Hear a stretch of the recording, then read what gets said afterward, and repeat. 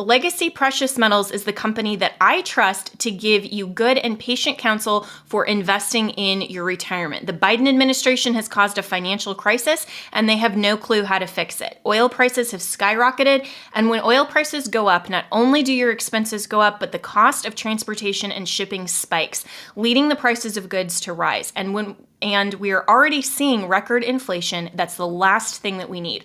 Our economy is in trouble, and you need to take steps to protect yourself.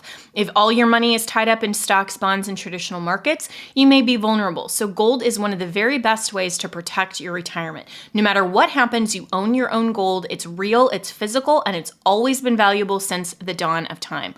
Call Legacy Precious Metals today at 866-528-1903 or visit them online at legacypminvestments.com. That's legacypminvestments.com, where you can download the free investor's guide. You can also go to my Facebook page, Jenna Ellis. I am a public figure on Facebook, and I just posted yesterday a really great interview with the president of Legacy Precious Metals, who is discussing why you need to start your retirement account even if you're in your 20s or 30s. There is always a great time to protect your retirement and invest, just like you want to protect your health over the long term.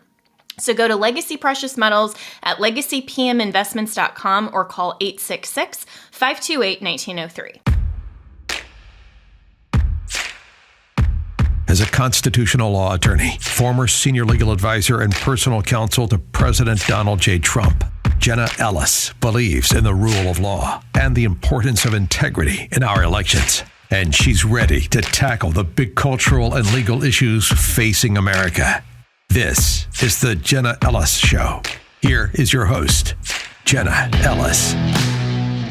Hey, welcome to the Jenna Ellis Show. As you can see, I'm not Jenna Ellis, but I'm always happy to jump in for a friend and host. I'm honored and excited to be the host today. My name is Ryan Helfenbein. I'm the executive director of the Standing for Freedom Center here at Liberty University. That's right, folks, in Lynchburg, Virginia, where we're defending life, liberty, and truth to ensure the foundations of freedom exist for the next generation. You want to know where courage lives? It's in the heart of every true conservative willing to stand on biblical truth and not compromise. It's at the heart of every American who's willing to stand up to tyranny and bleed for freedom. And by the way, we still believe in freedom in this country. We really do. The question is whether or not we're willing to draw a line in the sand.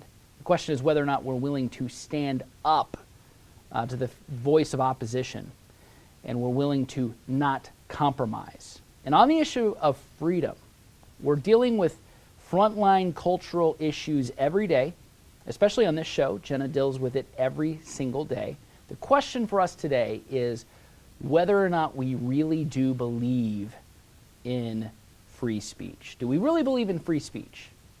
Now, don't be too quick to answer that question in your head. Maybe you do believe in free speech, and you're willing to suffer through a lecture or a wagging finger from someone who disagrees with you. Maybe you're willing to do that. Maybe not. I don't know what your Thanksgiving and Christmas arrangements look like in your family. Who do you get together with? Your extended family. Beyond the familial dinner table discussions, though, what does free speech look like in your life? In the marketplace of ideas, are you willing to suffer a fool for those who disagree with you? For conservatives, we're seeing the marketplace of ideas shrink beneath our feet. We really are. People are not willing to allow for public discourse. The Maoists on the left, who are not classically liberal, they do not actually believe in freedom. They want to engender a whole new cultural revolution, a whole new definition of speech. They've gone mainstream with how they think about speech. They've gone mainstream with education. They are discipling the next generation, indoctrinating the next generation how to think about speech with speech codes, speech that is curated, speech that is by the dictates of the wisdom of the secular and progressive left. We talked often about grooming, the indoctrination of the next generation. We're seeing this in the public school system. The Maoists have gone mainstream in many ways. They're wanting to get rid of old culture, old customs, old religion, old thinking. And so we're seeing speech in the marketplace of ideas dwindle beneath our feet. And the bleeding looks to have gone on for a long time. It's not stopped. When did it all start for conservatives? We could go back to 2016 and say, well, around the time that Trump came to power, but that would be patently false. The truth is that this has been going on for a long time.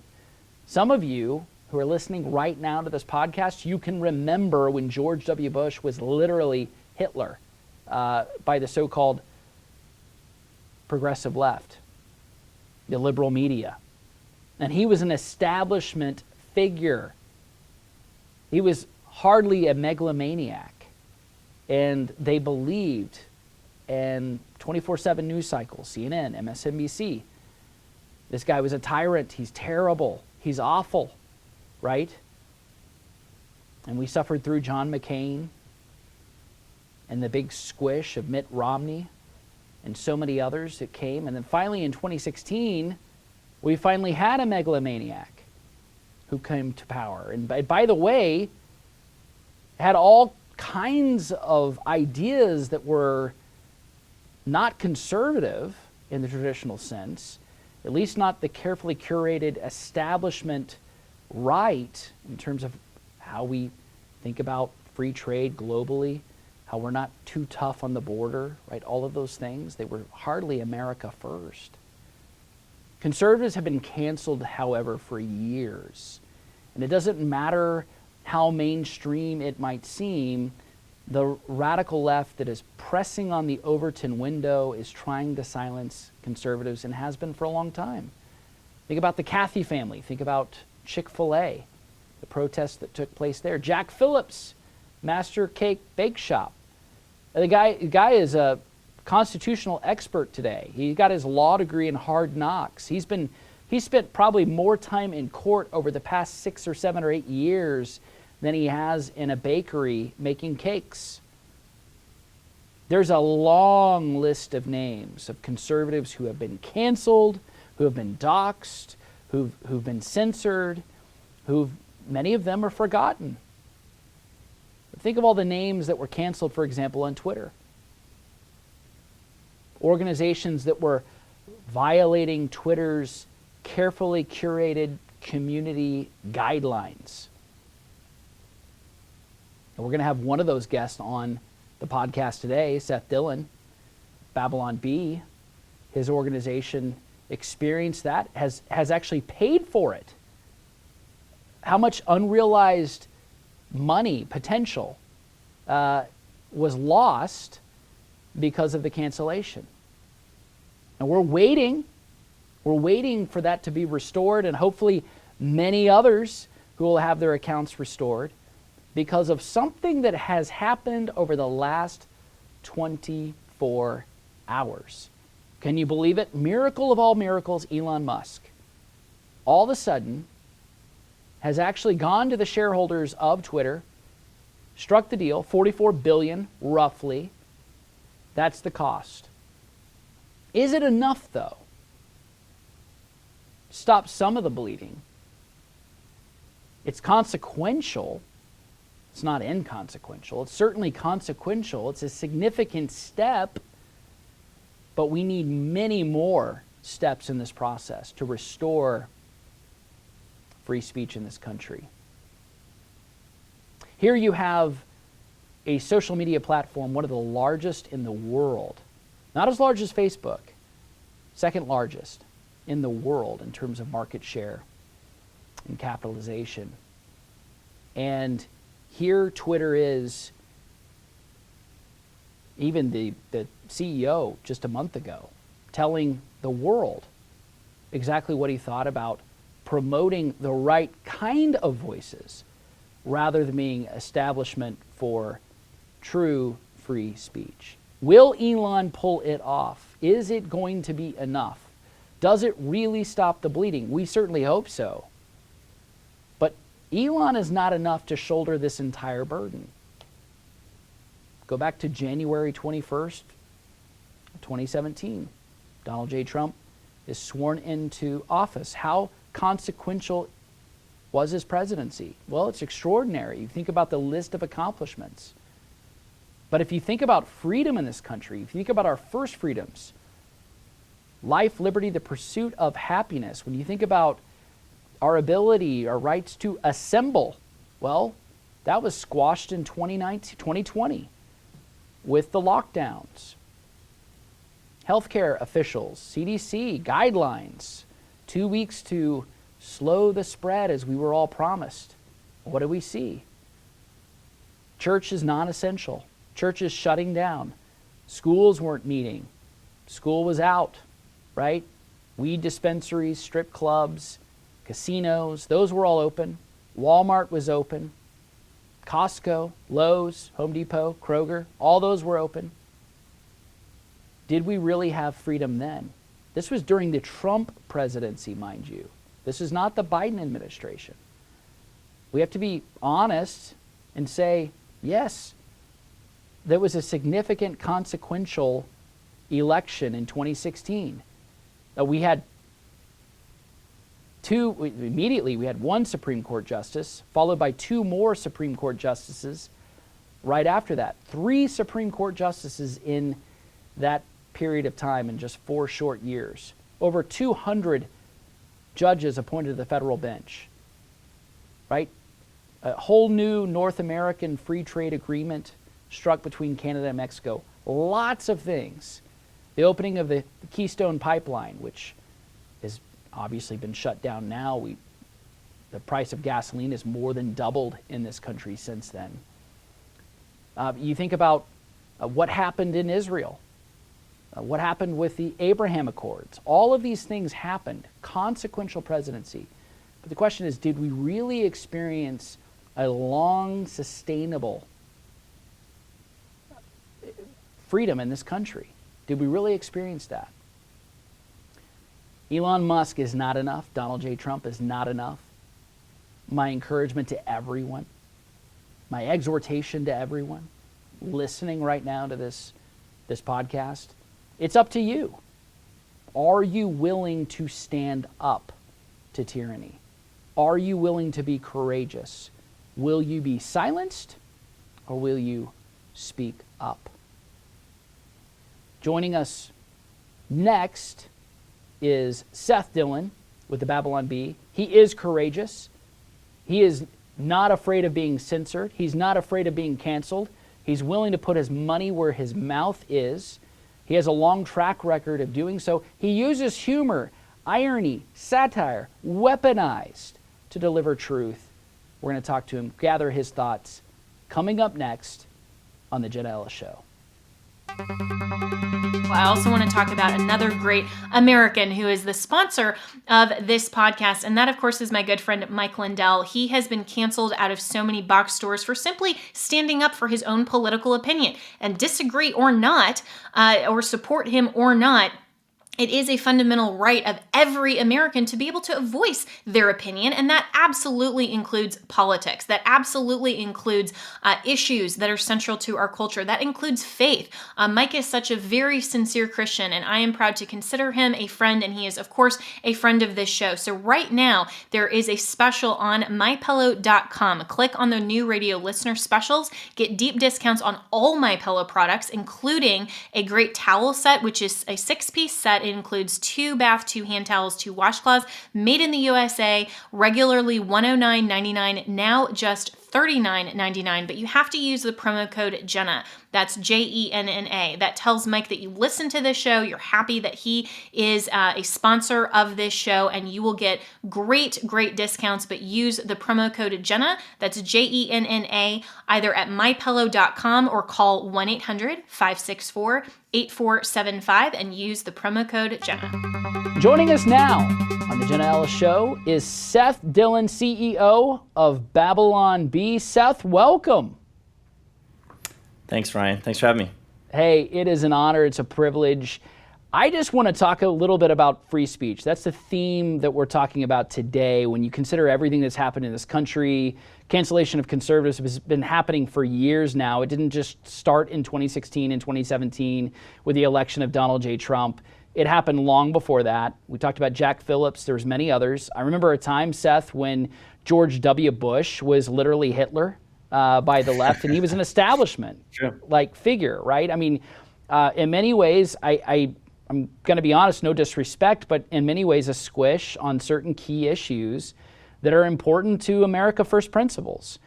But we're talking about Twitter and what just transpired in the last 24 hours. You have bled for this cause. It's literally cost you money. It's cost your organization money. You have been canceled. You've been censored. What do you expect to happen as a result of this new acquisition and taking Twitter private? Well, if you take Elon Musk at his word, and he tells us that we should, I mean, when we interviewed him a few months ago, he said, you don't have to read between the lines with me, just read the lines. If he means that, then we have to take him at face value that what he's concerned about here is not the economics of this deal. He's not trying to make money on Twitter. That's not what the investment is about. The investment is about preserving freedom and the freedom to speak your mind, say what you think, even if it offends people who disagree with you. He defined free speech something to the effect of, if you're able to say something that other people don't want you to say, they can't stop you from saying it. They don't necessarily have to listen to it, but they can't stop you from saying it. And he's got a point that these platforms no longer honor that value, and they do have it, by the way, in their mission statement still. If you go and read Twitter's mission statement, they have a ringing tribute to freedom there. The problem is their terms of service have their own ideology baked into them, so that you have to actually agree with them on some really controversial issues in order to stay on the platform. If you actually voice disagreement with them on some of these things, you're considered in violation of their hateful conduct policy. So what they give with one hand with this ringing tribute to freedom, they take away with the other with these ideologically cooked and rigged terms of service that you have to agree to.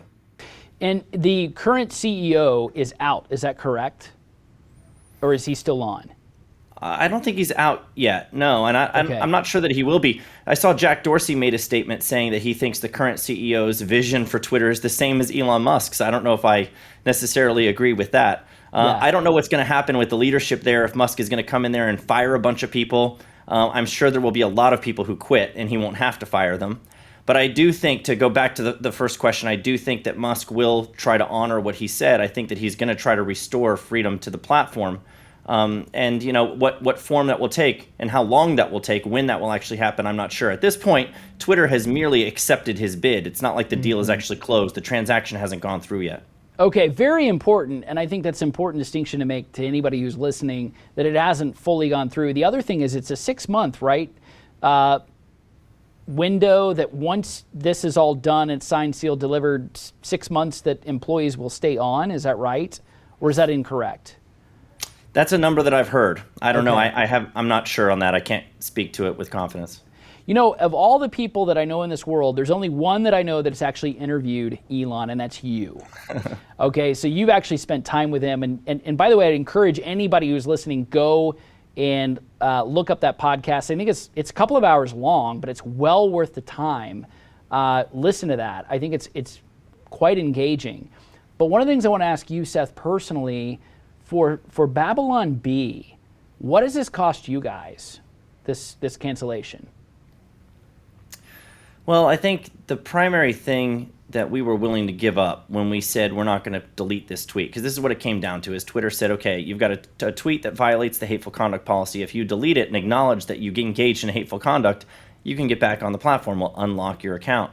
We decided not to delete it because we don't agree that truth is hate speech. I mean, the point that we were making, the joke, it is a joke, but the point of the joke was that men are men and women are women, and that's the truth, and it's not hate speech, and we don't agree with that, so we're not going to delete it. The cost to that is being sidelined from public discourse. I mean, Twitter, Musk calls it the de facto town square. I think he's right to call it that, because it's one of these forums that has tens of millions of active users. It has government officials speaking to the public on it, has media personalities.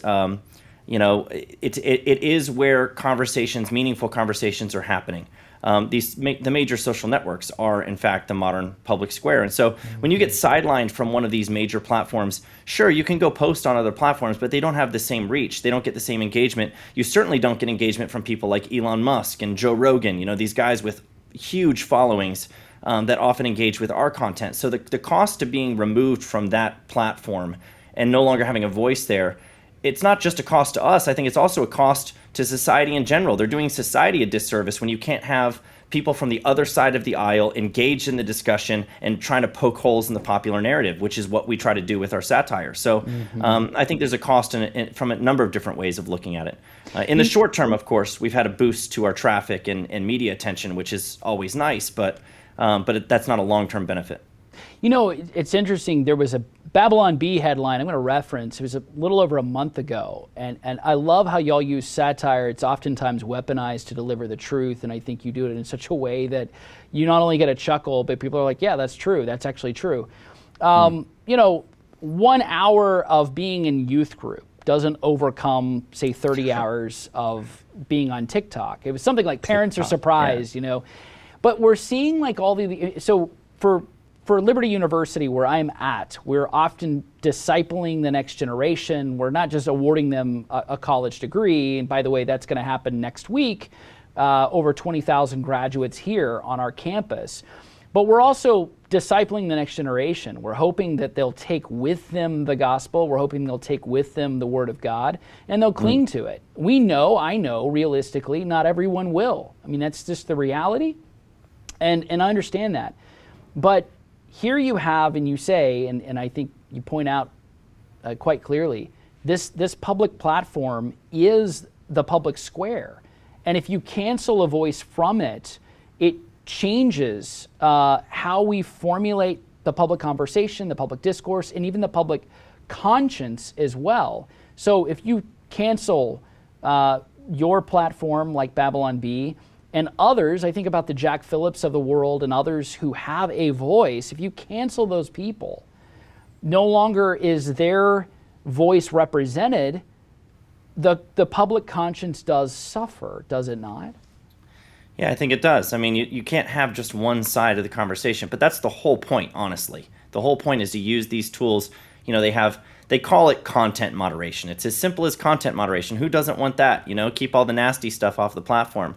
But it's just a euphemism for censorship, where they're trying to, beat and bludgeon these people that disagree with them into silence and submission. If they can't get you to delete your own tweets, they'll just keep you locked out or suspend you forever. And this is the really crazy thing about our situation. Twitter has the power and, obviously the interest in deleting our tweet themselves. Like, they could just take care of it and wipe it out. But it's about submitting to them and actually acknowledging that you engaged in this hateful conduct and deleting it yourself. And that takes it, in my mind, it takes it so much further than just simply saying, hey, you wrote something that we don't agree with, and so we took it off our platform.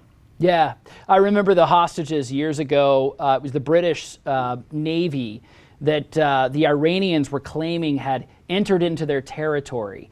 And the biggest part of the public humiliation was getting these British naval officers to apologize to Iran, to the Republic of Iran, and saying, we have offended you, we're deeply sorry. It was a total lie, it was a sham, but that's just it, right? It's trying to get you to become subservient to their own guidelines. Yeah.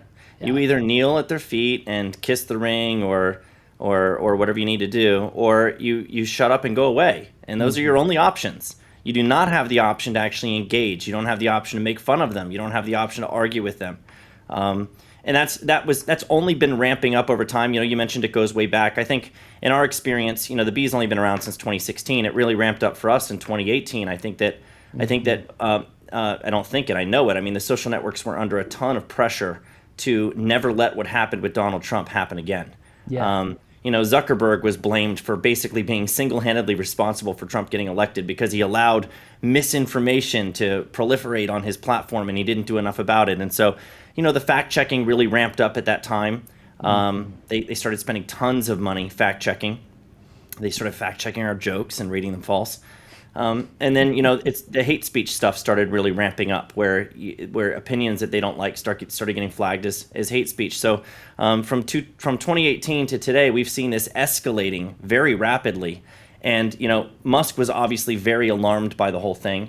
And sitting around and waiting for Congress to do something certainly doesn't seem like a good answer. I mean, my business is at stake. I can't sit around and wait for Congress to decide to do something in my best interest because, I'll die of old age before that happens. Right. So in some ways, these constitutional rights that exist kind of in an analog world are being circumvented by the digital platforms in many ways. Yeah, I would say that that's true. I think that the law has failed to catch up to, it hasn't been updated to take into account this unprecedented situation where we're in, where we no longer have a physical town square. People don't go and express themselves out there. They do it on the digital platforms. They do it in the digital world. And I think that there's been a lot of acknowledgement of that. Even Obama's speech recently, he referred to it as the public square. The Supreme Court has referred to it as the public square, the modern public square. I think that the law has failed to catch up to that. And it's the fact that these are privately owned companies and not a government, run agency, I don't think really is that important. They try to make a big deal out of that, but there's plenty of precedent for example, the common carrier doctrine that we already have in place for telecommunications companies. I mean, there's lots of precedent for there being, when you get to a certain level and you're like a place of public accommodation, or your services are held out to all of the public for some kind of public service, and you're used at such a level where there's tens of millions of daily active users and there aren't any meaningful alternatives. Those are exception circumstances where the First Amendment has to be taken into consideration here. Discrimination shouldn't be something allowed on those platforms. And so even if it is today, that doesn't mean it should be the case. There should be some kind of remedy. And Musk wasn't willing to wait around. Yeah, absolutely. I'm glad he didn't. Finally, Seth, and thank you so much for joining. What are some projects you have on the horizon? I'm always excited about what you're doing at Babylon Bee. I love your content. I share it incessantly all the time. What do you got coming up? Well, we're kind of fighting for our right to just keep going at this point, and I think that's an important fight. We want to continue to just make great satire. We want to continue to ridicule bad ideas when they deserve them. Beyond just the business objectives that we have, we obviously want to grow the business. We are hiring. We have some big projects in the works that are going to be new and different.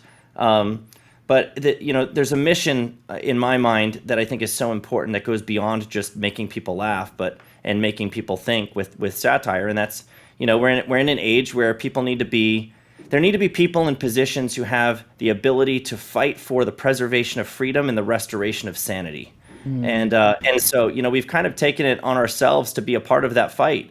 Even though we're like comedians who are just supposed to make jokes on the internet.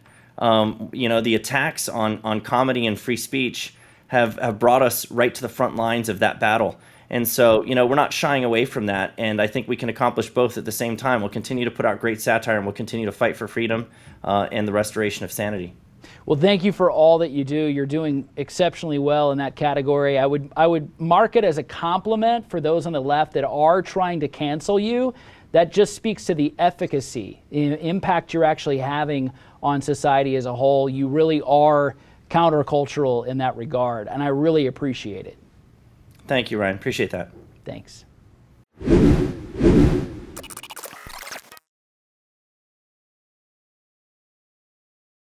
All right, well, 2022 is going to be a critical year for America. AMAC, the Association of Mature American Citizens, along with their nearly 2 million members.